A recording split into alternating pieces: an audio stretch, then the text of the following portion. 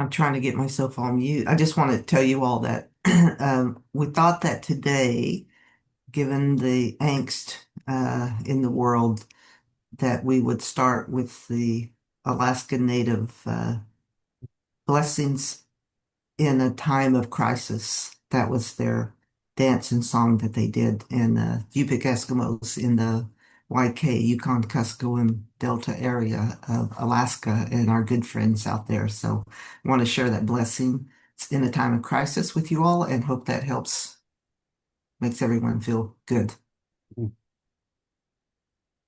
Bernice?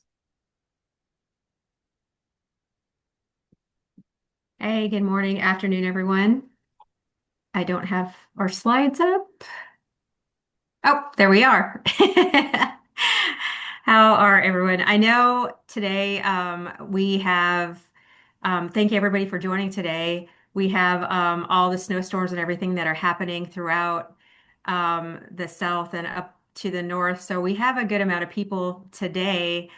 We were, hoping today, since our kickoff is happening, we were hoping to get as many as possible, and it looks like we have a good turnout. Um, are my disclosures on there, Lee? It We says have our welcome. we have All our my wishes. classic disclosures. But I can put up the Affinity CE ones if you need me to. That was the classic disclosures. Cool. Yes. Got them. Ready to go. Okay. After the audience participation, obviously. Okay, we are building a community. Please introduce yourself in the chat. Select everyone and let your fellow participants know your name, Travel Nation affiliation, job title, and organization. Important, we value your partnership, and most importantly, for our attendance records, we need accurate data. So if you're able, please change your name in the Zoom as well. Everyone will be muted until the audience feedback portion of the hour. During that segment, use the raise my hand icon in Zoom, and the host will unmute you to offer your reflection. You will receive a link to the recording and presentation by the end of the week. Next slide. There are no relevant financial relationships with ineligible companies for those involved with the ability to control the content of this activity. Next slide.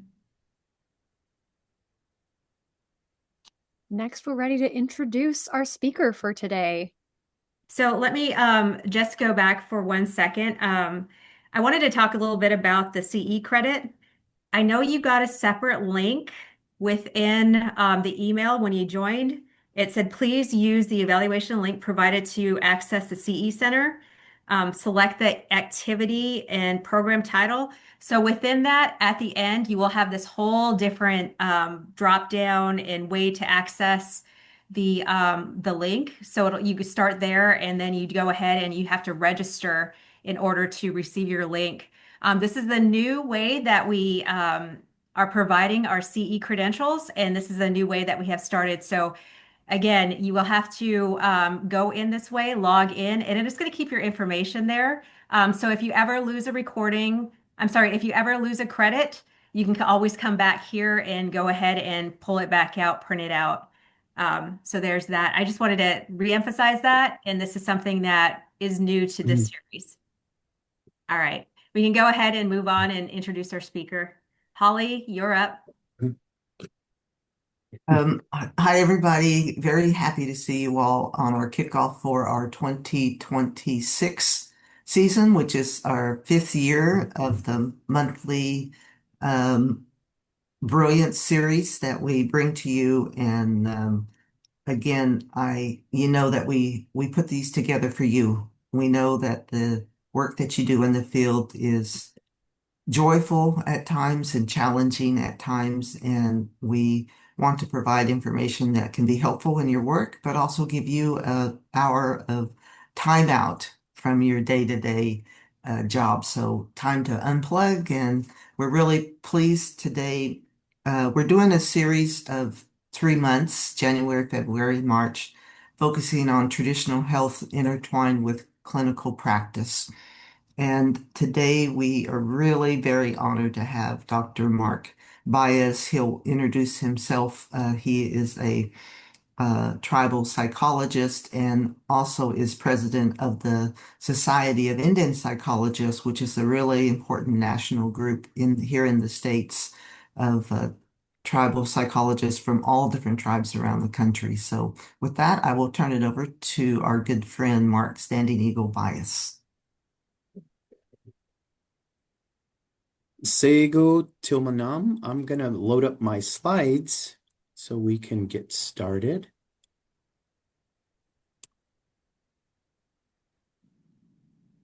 And just let me know if everything looks okay. If you could.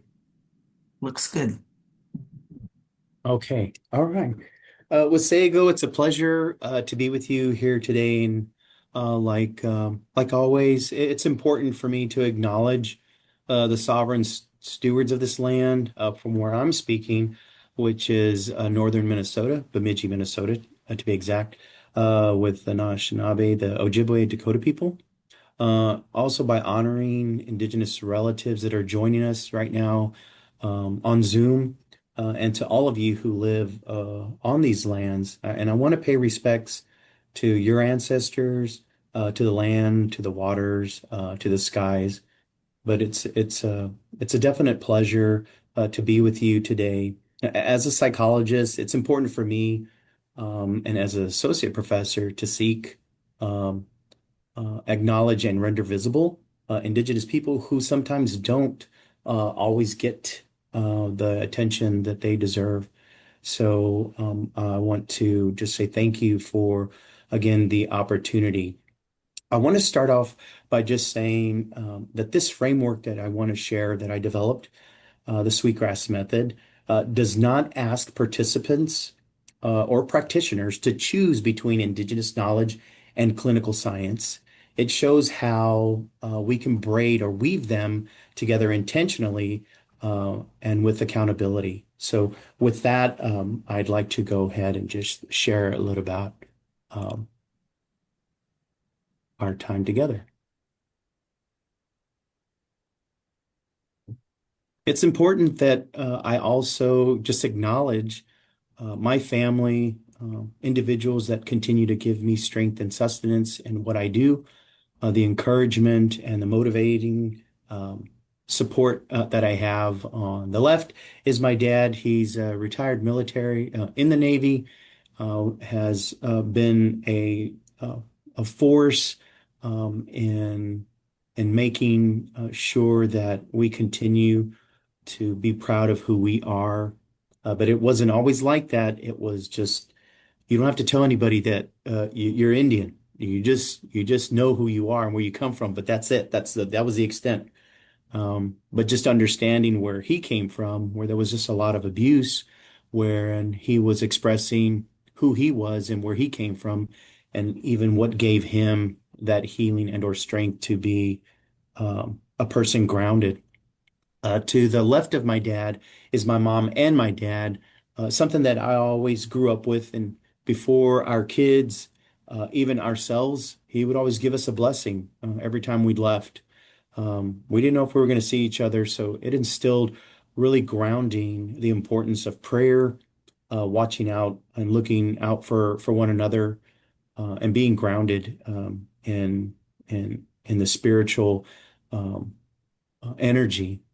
In the center is my wife when she finished her PhD. Her name is Allison, and I'm extremely excited to see her. I wasn't a doctor then, and she's the one that gave me the encouragement and the kick in the butt to keep on going. So I was really excited and thrilled and blessed to have that. Right next to her is my daughter, Megan, Plenty Butterflies, and the young man that is now in high school is her son, Hayden, Spotted Eagle, and it was just a moment that I always go back to and looking at those steps and driving opportunities in ways that we can really help our people across Indian country.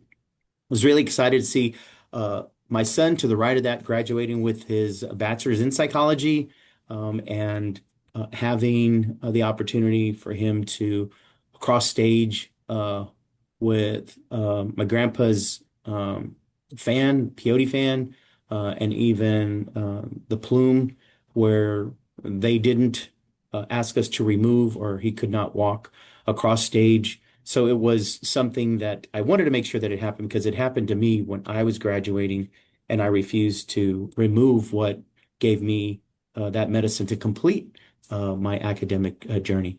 Below my son is opportunities where we get together as family and friends during the Native American church ceremonies that we have, that we are participants of, and as members of the Native American Church in North America.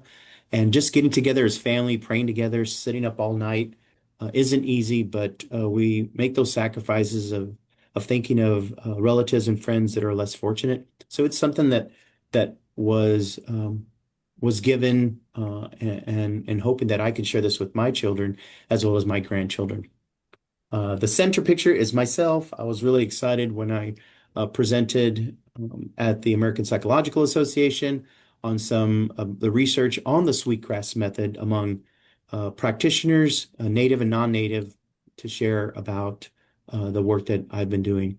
And to the left of me is an eagle dance with both of my grandchildren. The little one that was right in front of my wife and my daughter, he's the older one now, and he's in 10th grade. That was taken a couple of years ago, but that's Spotted Eagle and Charging Eagle, excuse me, Spotted Eagle and Eagle Talon, his little brother.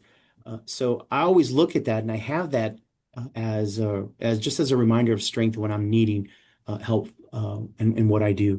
What I do want to also share, just the visuals are intentionally used in Indigenous pedagogy. So this isn't just an introduction and, hey, there's some pictures, but I want to just lay a story or an approach, if you will, on ways that we share who we are and where we come from. So learning often begins with a story, right? With a symbol and or reflection, and it's not just with definition. So I wanted to make sure that I shared that. And the sweetgrass, of course, that you see within the pictures are used metaphorically to represent like a process of braiding our culture, our skills, our learnings, ethical responsibilities, but hope to encourage you as participants to sit with the imagery rather than just to analyze it immediately. So the intention is just to share a little bit about of who I am and where I come from. I don't want to spend too much time, but who I am and where I come from and what I do is something that I continue to look and with great amount of respect because I think of those elders that helped me get to where I need to be. But I am a licensed psychologist, educator, a specialized training in cognitive and behavioral psychology. I'm also a licensed school psychologist, a licensed drug and alcohol counselor, and a certified cognitive behavioral therapist. And my work focuses on culturally responsive assessment, intervention, and consultations, particularly with our people, and Indigenous people, and community-centered contexts. The Sweetgrass method grew out of these barriers, grew out of frustration. And one main experience that I had was with an individual. He's really well known, with respect, I won't share the name, non-native psychiatrist that came up to me after I was speaking in 2000, maybe 2008, 2007, and said, could you think possibly that the reason why our Western approaches are not working with your people is because your people are not ready? And I was shocked to hear that because I looked up to this individual, but shocked to hear that he was under the impression that we choose not to embrace joy. We choose not to embrace ceremony, healing, laughter.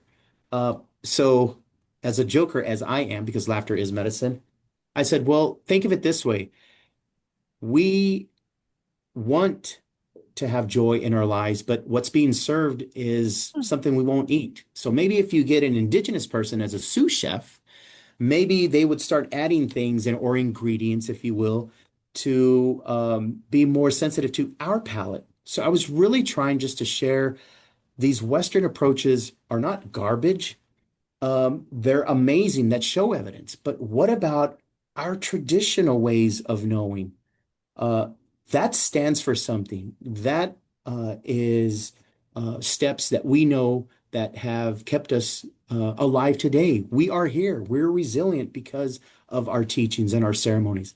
But the individual didn't buy that and just thought, well, maybe if they're ready, then things will happen. So we agreed to disagree, but since then, he has since changed his understanding of being flexible and being open to learning not only Western practices can weave in with the very best of Indigenous practices. So I felt like I'll take that little win if I can get it. I will take it.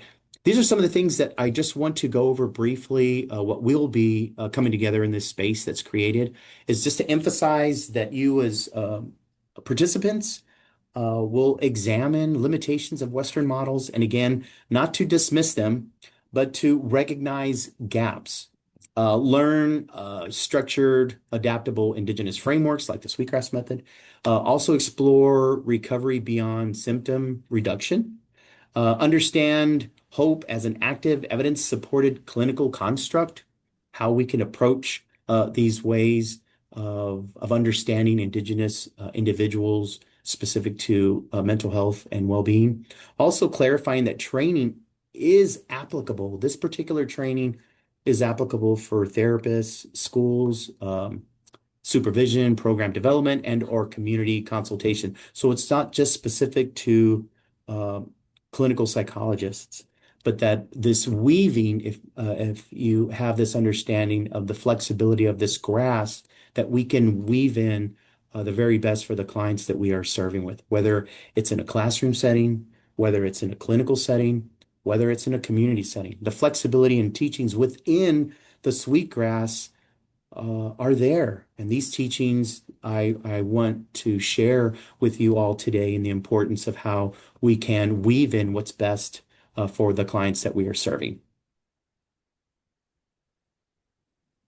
It's important to know that there's obviously a disconnection when clinical practice is unbraided, or when our culture is not accepted as part of healing. So we may have this understanding, we may or may not, but many evidence-based models were developed under Eurocentric assumptions, right? Individualism, linear progress, nuclear family structures. And even though they may work with certain populations, those methods can unintentionally, and I want to say that equivocally, that unintentionally conflict with our indigenous values. Not to say that we reject you as a person, we know what works for us and our people. And we know about historical trauma. And I say it's not just historical. Why? Because it's ongoing and institutional. I'm seeing it here today at university. So it's not something that happened in the past and hey, dude, get over it kind of thing. But it's important to know that it's not just historical, but an ongoing and institutional. Mistrust is essential to know that for behavioral health systems is an adaptive response, right, to centuries of harm. Not resistance or pathology, but having the foundations on trust is essential, and I'll share that with you a little bit later on the slides. And I go back to evidence-based approaches. We know as a psychologist, they can be effective. They show evidence, they work. So this frustration or what I was running into is if these are evidence-based practices and they show evidence, how come it's not working for our people? And I keep thinking of that psychiatrist that said, your people aren't ready. And I knew that wasn't it. We hunger for grounding, for healing, for joy, for laughter.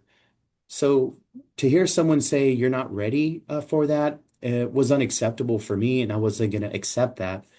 But we know that evidence-based approaches can be effective, yet they're often applied in ways that overlook our ways of understanding, our grounding, our relational responsibilities, and the historical reality shaping the client's lived experience when they come with uh, stories. Do we honor our people's experiences? And that's an acronym that my wife uh, uh, coined, HOPE, honor our people's experiences. So every time I share with other clinicians and educators, I always ask, are you providing hope for the students, for the clients? Well, of course we are. Do you honor our people and where they come from and their stories?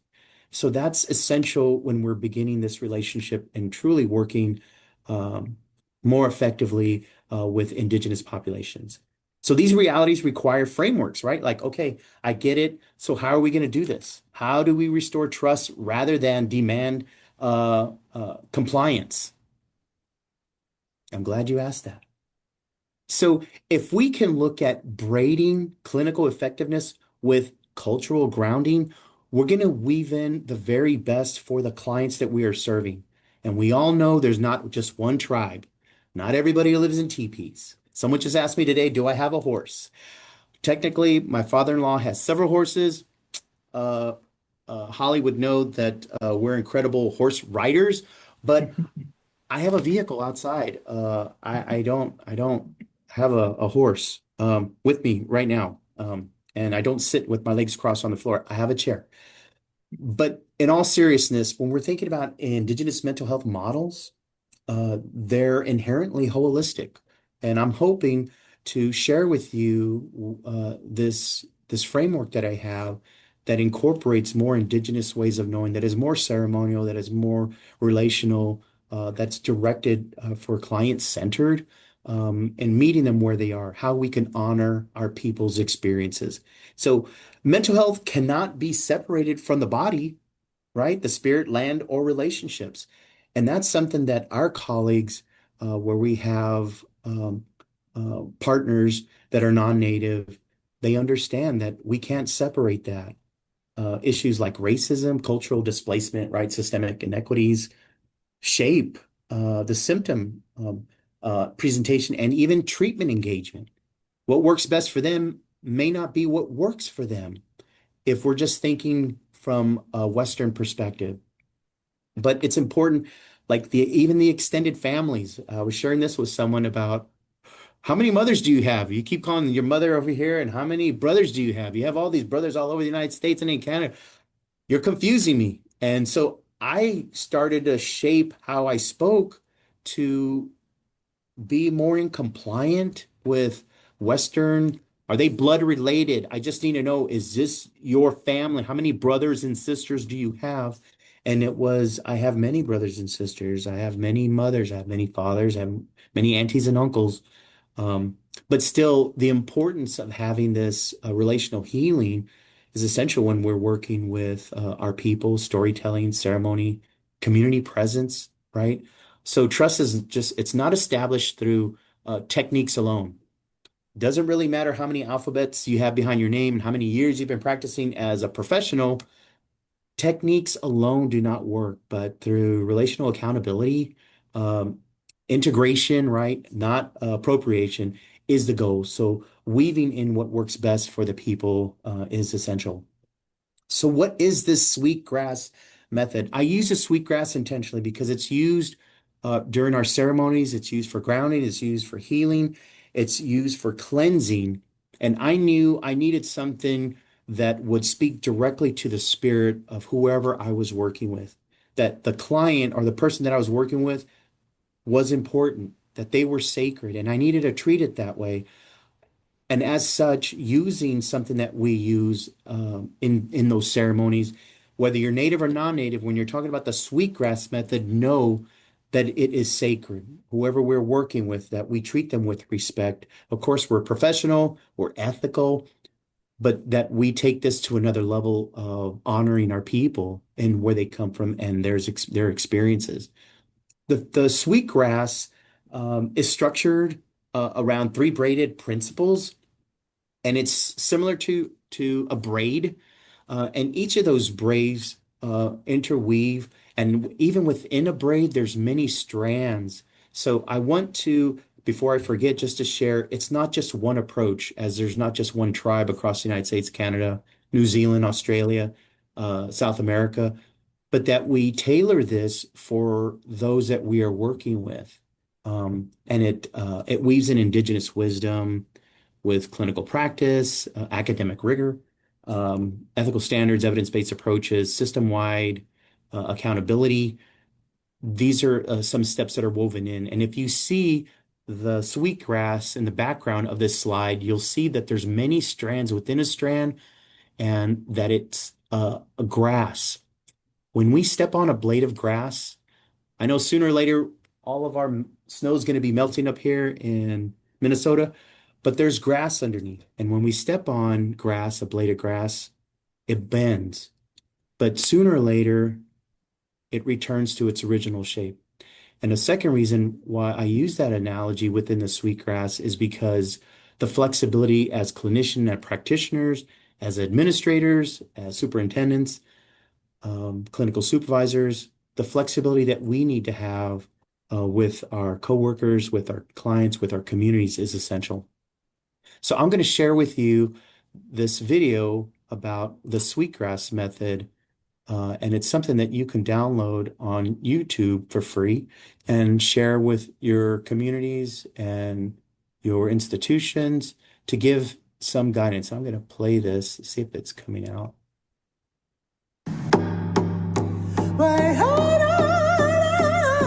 Many indigenous cultures in North America and Canada use sweetgrass as a sacred herb in prayer, ceremonies, and dancing to honor individuals during rites of passage. The grass is dried and braided using 3 central strands.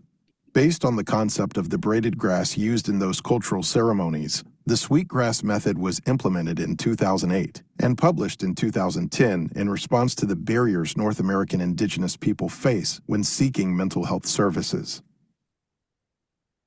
It is a self-motivated methodology that weaves together Western and traditional approaches and can be applied to any indigenous culture. The sweetgrass method combines the best of Western evidence-based practices with the best of indigenous practice-based evidence approaches to provide meaningful services to indigenous clients. A cultural framework, it emphasizes a strong focus on community, a deep connection to the natural world, respect for elders and traditions, and a holistic view of health and well-being. It is best understood by examining the strands of the sweetgrass as introspection, communication, and continuation. The introspection strand is your lifelong commitment to self-reflection, understanding how to practice cultural humility, and weaving together the best of the Western and indigenous approaches. The communication strand is your commitment to building trust and relationships with your indigenous clients, consulting with others, and collaborating effectively. The continuation strand is about following through and doing what you say you'll do, providing ongoing culturally responsive support, and developing strategies for your indigenous clients and their communities that foster long-term success. The Sweetgrass Method, improving mental health equity through the practice of cultural humility.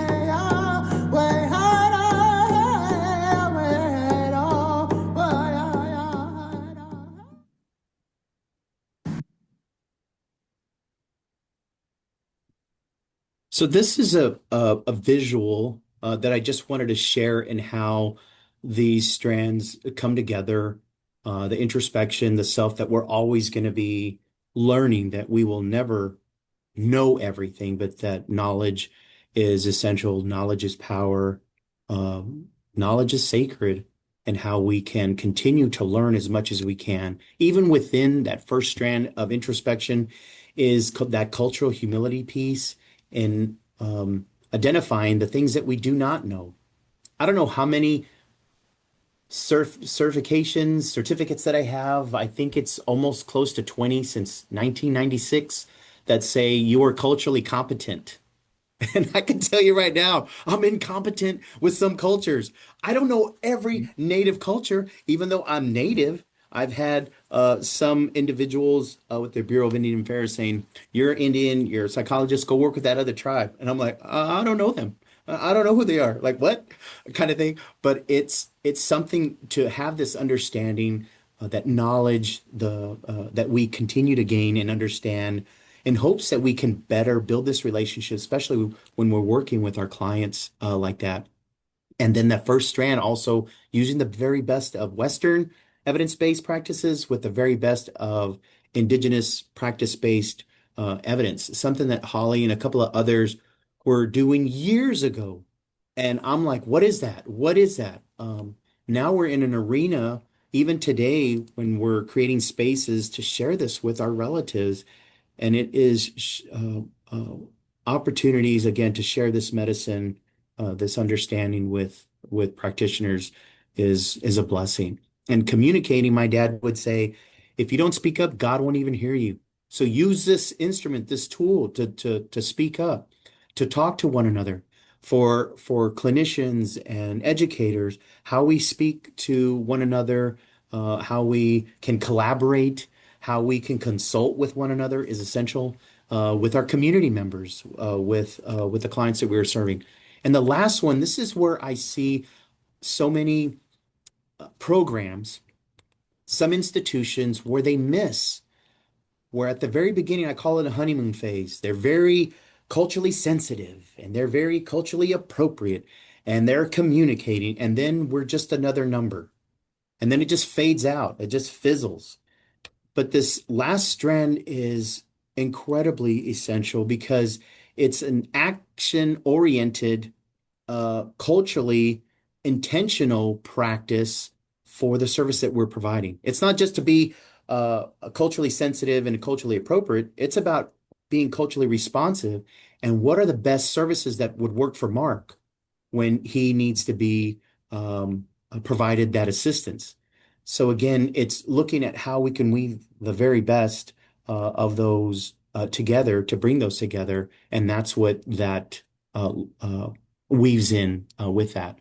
And I wanted just to share briefly a clinical and educational, like a case vignette, and how storytelling, as I mentioned earlier, and ceremony function as an evidence supported practice when used ethically, when used collaboratively. But for a clinical setting specific, when we're looking at that, how we can continue to incorporate a framework that honors our people's experiences in ways it supports the anxieties, honoring who they are, where they come from, trauma, identifying distress, and enhances safety with this cultural humility and engagement, how we're weaving in the very best of sharing a little bit about where they come from. And I know as a clinician, self-disclosure is a no-no, right?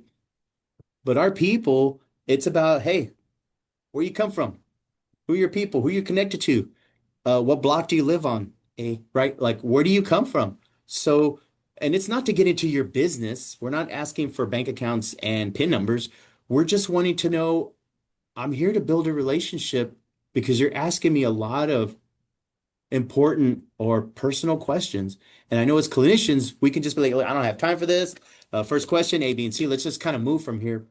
Again, we're trying to look at ways that would work best for our people that honors family, honors individuals' involvement. It's essential for educational settings. The sweetgrass builds belonging. It supports identity development. It reduces disciplinary disparities, and it mainly emphasizes the trust in the intervention outcomes with following relationships is key. And again, how we're building these trusts, how we're looking at it takes time. It takes opportunities to get to know who they are, time for them to get to know you and your intentions, that we're not there on a hidden agenda. What are you there for? Is there any secrets that's going on? Um, it would be remiss if I don't share that this process or this framework, the Sweetgrass method, is not a manualized treatment, um, and it strengthens fidelity rather than compromising evidence-based practices. So we're taking this approach as a ceremonial approach, as a sacred approach, in ways that we can be there for our people in ways that we would honor them. There's a lot of content on this slide, and I apologize, it's word loaded. I know we're very visual, but I wanted to make sure that I just provided some important content on cultural practices. Integrating cultural practices is not about adding symbols.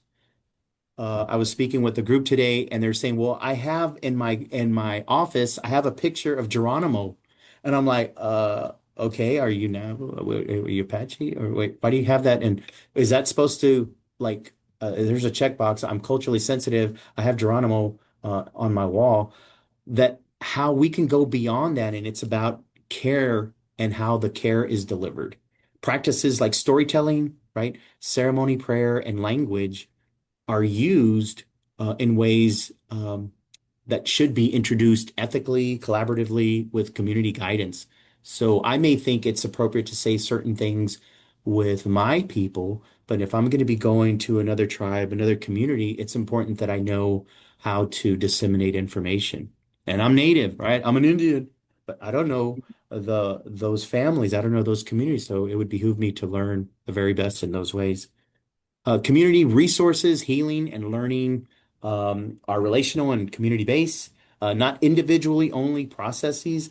So partnering with tribal programs is key, right? Schools, elders, oh my gosh, knowledge keepers, community organizations is is is huge. I went into a community, and the first thing I knew to do from my elders was to say, speak to the elders, get to know the elders. The elders know everybody's business, right? They know everybody in the community, and they'll know you. So instead of you strutting down roads here and there, and everyone's like, "Who's this dude over here? What does he want?"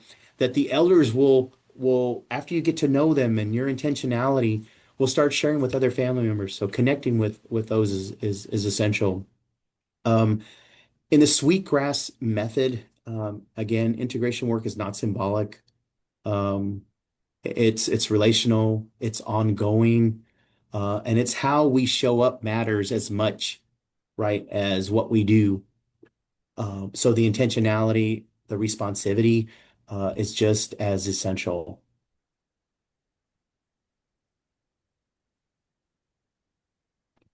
So one of the things that I wanted just to call on is just summarizing a couple of things that I've shared, some core principles of the Sweetgrass Method, in hopes to call to action for each of you and all that you do across Indian country and all those families and communities that you work with. Some of the holistic frameworks as the Sweetgrass Method, integrating the spirituality, balance, community, respect to support resilience, and healing, honoring them is huge. Honoring our people's experience. That's a lot just to think of how can we even begin. And I think of cultural safety and humility that I don't know very much about the Dene in Window Rock area or some other tribes up northwest. But how can I learn so I can be a guide? How can I be the very best to that community in ways that I can help? So cultural safety centers that respect and understanding, but it requires ongoing self-reflection.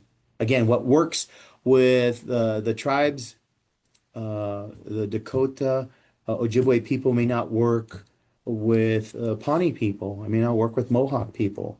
I may not work with Mission Indian people.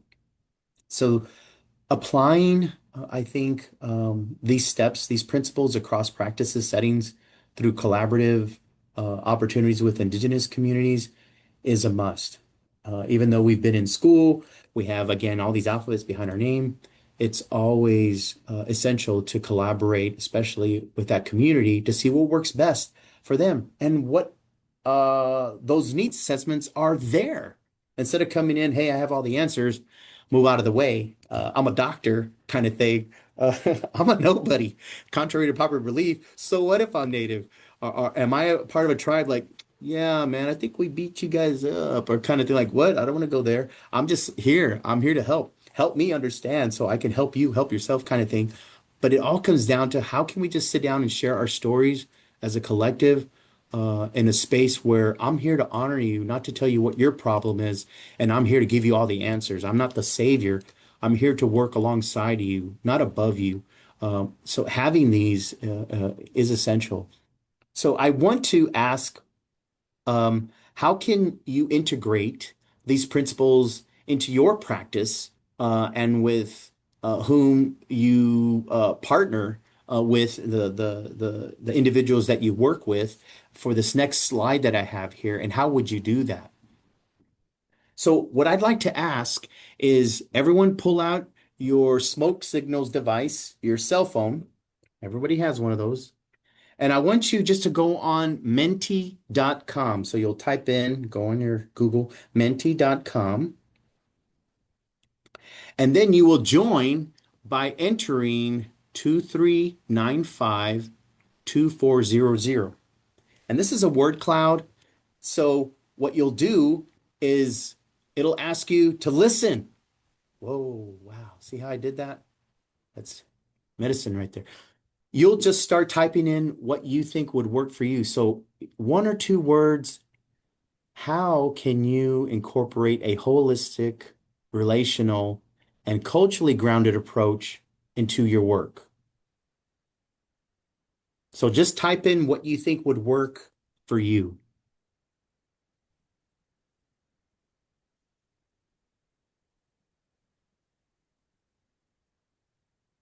I'm still trying to log on, so I'm still trying to get into this smoke signal technology.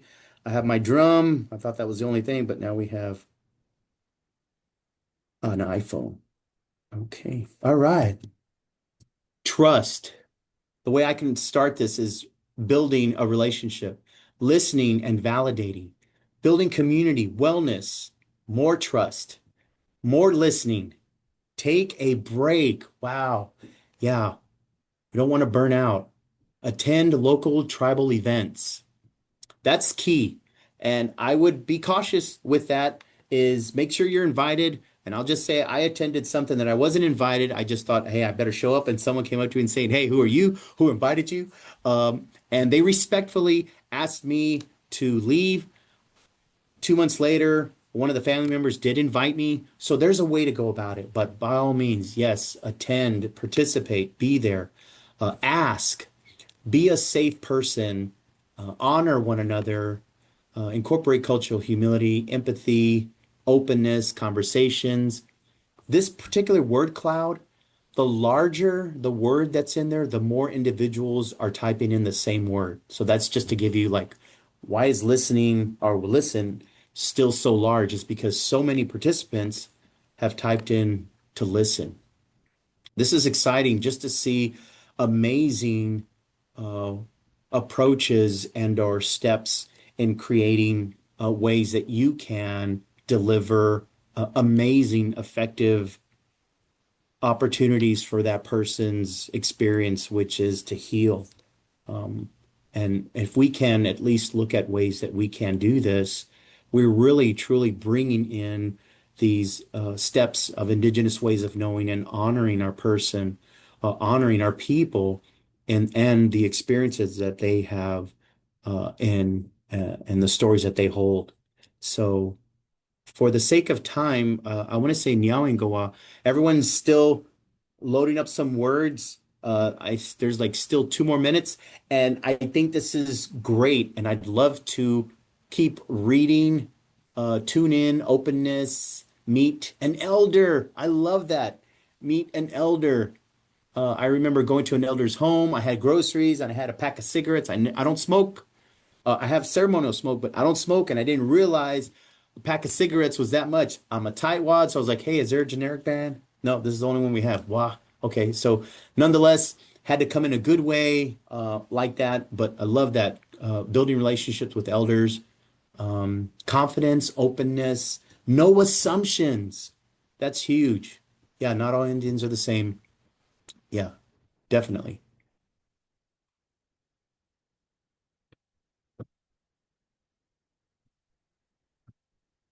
So this is me, and if you didn't realize on that video, this is where they took that picture like a little cartoon, and I was all excited, still like regressing as a child. I was like, oh my gosh, look, there I am as a cartoon.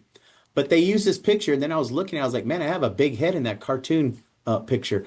But there's a couple of things that I just have here. Just as we close, I just wanted to return to the meaning of the sweetgrass and about responsibility that we have, and it's not about symbolism, that it reminds us that healing takes care, it takes time, and it takes intention, that we would take these approaches. It's not just about our paycheck, because we know that our students and our clients know if we're there for a paycheck, right? So the sweetgrass, again, it's not about becoming experts in indigenous culture. It's about how we show up with reflection, uh, relational accountability, follow through, and beyond this room, even beyond this Zoom or your office where you're meeting with the client. It goes beyond that. So I leave you today, and again, I just invite you to consider, maybe just think of a concrete change that you can make this month to strengthen cultural safety and trust in your work. So, Nalat Sam, Nyawinkawa, to everyone there in the opportunity.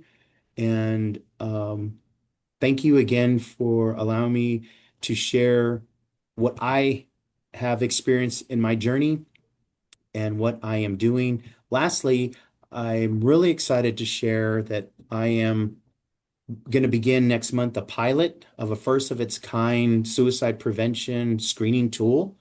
It's called the ISS, Indigenous Safe Screening. And originally it was developed just by Native clinicians. And an elder says, hey, we need to start looking beyond Native clinicians, because Native clinicians are not the only ones that are administering these tools. So we need to start looking at allies, trusted allies. So I developed a panel of experts, the majority of them Native clinicians, and several that were non-Native clinicians that had over 10 years of working with our people, to come up with what we can do and how we can shape this. And it took about a year and some change. Finally got that, submitted that for publication, and we have the instrument now. And I'm trying to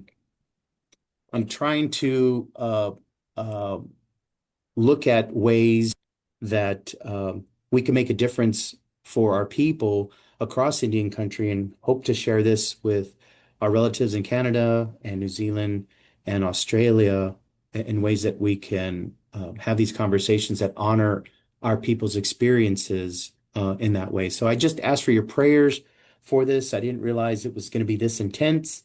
Uh, but a lot of relatives are asking me when can they have it. So I'm doing the very best, but I want to make sure it's done the correct way. So again, Nyawangwa, thank you for your time and space that's created. So Nyawan, thank you. Thank you, Dr. Bias. That was really fabulous. And another example right here of native brilliance, taking what we all know as a cultural practice, something that many of us were raised with, touching, smelling sweetgrass, or in where I'm from, cedar.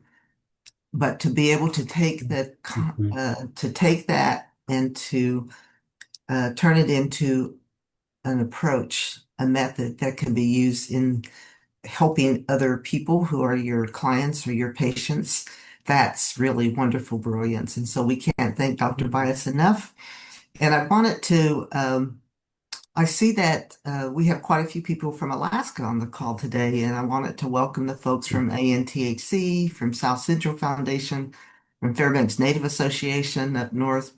And it's just a coincidence that I picked the You Pick song this morning, not knowing that it would have so many Alaska Native relatives on. But welcome to all of you all. I also want to recognize the quite a few people from St. Regis, Mohawk, up in Mm. the northeastern part of the country are on, as well as all of you all from across the country, and some familiar faces, some new faces. So welcome to all of you. Couple of questions came up in the chat, and we always end with a couple of questions, and then we end with a Mhm. closing song, which Dr. Bias is going to sing for us. So hang on. One of the questions, Dr. Bias, was can the sweetgrass method be used by different healthcare providers that are on the call, because I don't want it to be perceived as misappropriation? And I really appreciate that question, so I'll let you answer that. Yes, absolutely. In ways that whether you are native or non-native, the way it was written, again, the intentionality, the cultural intentionality is non-negotiable, if I can say that respectfully. It's not like, I already know what to do, let me do my kind of thing. We definitely were looking at how, or the importance of re-traumatizing. So it's not only what we say and how we say it, but to having cultural intentionality as a grounding of the last strand of the continuation is imperative. But to answer your question, yes, absolutely. You can download several. There's been several articles that have been published with the sweetgrass method and its applicability. It's like a recipe for success. So I love cake. I don't know how to make cake, even though salt looks like sugar. I may add salt versus sugar. And as soon as I take a bite, I added the wrong thing. So I thought, hey, I better have like a little recipe or step by step for indigenous, non-indigenous practitioners to utilize. But yes, to your question, absolutely. Great. Thank you for that. The Mhm. other, I wondered if Morgan is still on the call. Morgan Carlene, and if you would be willing to come offline, because you had a really great comment about how valuable this was. And Morgan, are you willing to come offline and just kind of share why you think this is so valuable, or say a little bit more about what your comment was? I see your screen, but I don't see you there. So maybe I don't know if you had to step away. But Morgan's comment was how incredibly valuable this was, Dr. Bias, and how useful it would be. And I think she said in the chat, this is exactly what she's been looking for. Exactly Mm. the kind of approach that an explanation that she was looking for. So that was a really wonderful comment. And I think one of the things that you said that, in all that we talk about, sometimes plain words are the best. And when you talked about the importance and value of how we show up, Mhm. how we show up. It doesn't matter what our job is. It doesn't matter if you're a frontline clinician, if you're a field worker, if you're an administrator, how we show up is really important. And that's the foundation of the work that we do in this series. It's how we show up and how I show up on this fourth Tuesday of every month. And I think you can see that we care. We know it's hard out there. We know it's joyful as well, but we care and we do this for you, and we invite you to come back again. And each month, next month we're having Dr. Jeff King, another tribal psychologist, is going to talk about uh, Native clinical assessment of Native people, which is really not fair to say clinical assessment, cultural clinical assessment of Native people. So he'll be presenting next month. And then again, the link to register is on the screen, and the whatever you call that QR code, you can register through that. Once you're registered for the entire year, so you'll get reminders every month of this. And it's always the fourth Tuesday of every month. It's always at the same time. It's always an hour, and it's always fabulous and brilliant. Uh, And thank you again, Dr. Bias. This was really terrific. So we'll turn it over to, uh, and then there's the other code to scan for the continuing education credit. And remember, we have a new continuing education accreditation group called Affinity CE. So when you click on that, the form maybe look a little bit different, but we work with them to what we call indigenize the evaluation form. So I think you'll enjoy seeing that. But please uh, do what you need, the magic to uh, get copy that QR code so that you can get your continuing education credit. I also put And, the link in the chat too, and so the you link can is in the pop the chat. chat. Thank Yeah. you so much, Bernice. And then we have three great partners. As always, USET on the East Coast, uh, C4 Innovations based out of Boston, one of our original groups. And the third one is the Seven Generations American Indian Alaskan Native Behavioral Health Center of Excellence, which is based at the University of Arizona. So thank you all to our three organizational sponsors. And then the next slide, Lee, is that the last one? And then the next one. Yeah. So I'm going to turn it back over to Dr. Bias and let him Mhm. close us out in the way that he chooses. So Again, Nyawen Kawa, Nalatsam, and I do have to say respectfully, our name is pronounced Bays, not Baez, even though I would love to be it is. related to that singer, because I could ask for Miss some money. Jim. Yeah, but no. And the if you want to go on that on YouTube, it's free.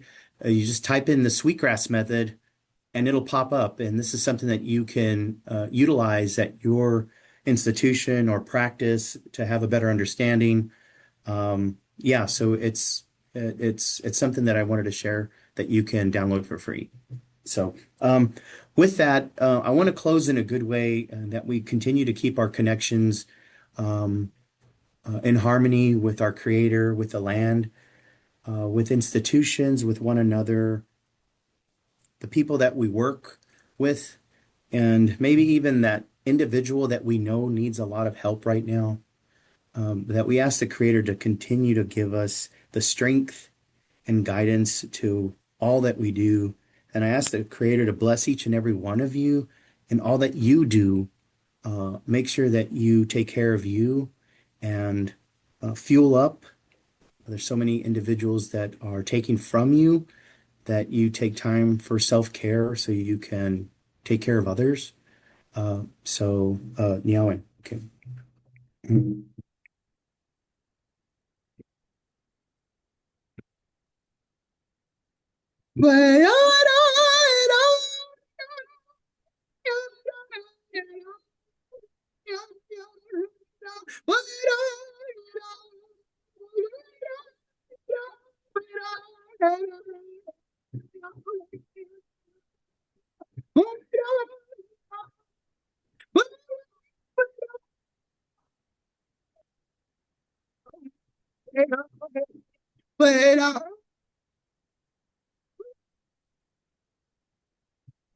Mark, we're having audio problems.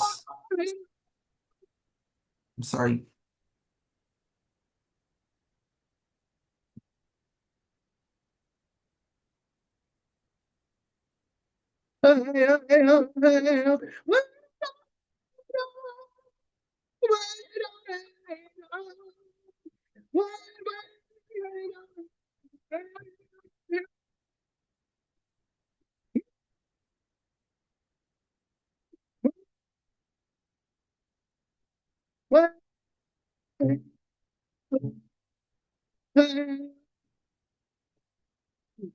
Oh.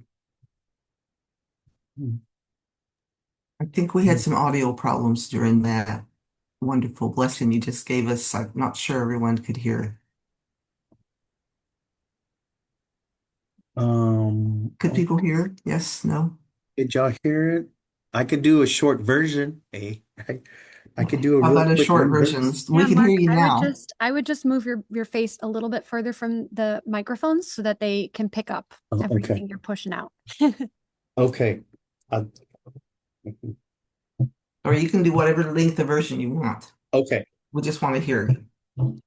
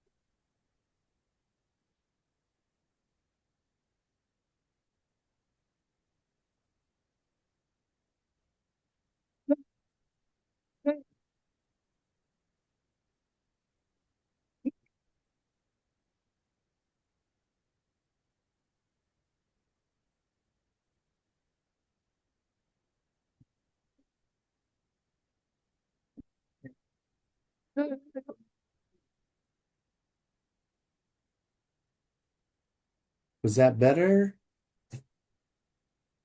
Should I go It outside? was it was similar, but that's fine. We know you were Oh, sending your sorry about that. blessings our way, and thank you again for everything you shared with us today. It was fabulous, and of course, we always close by telling everybody to go out and have a native brilliant day. See you all next Mm. month.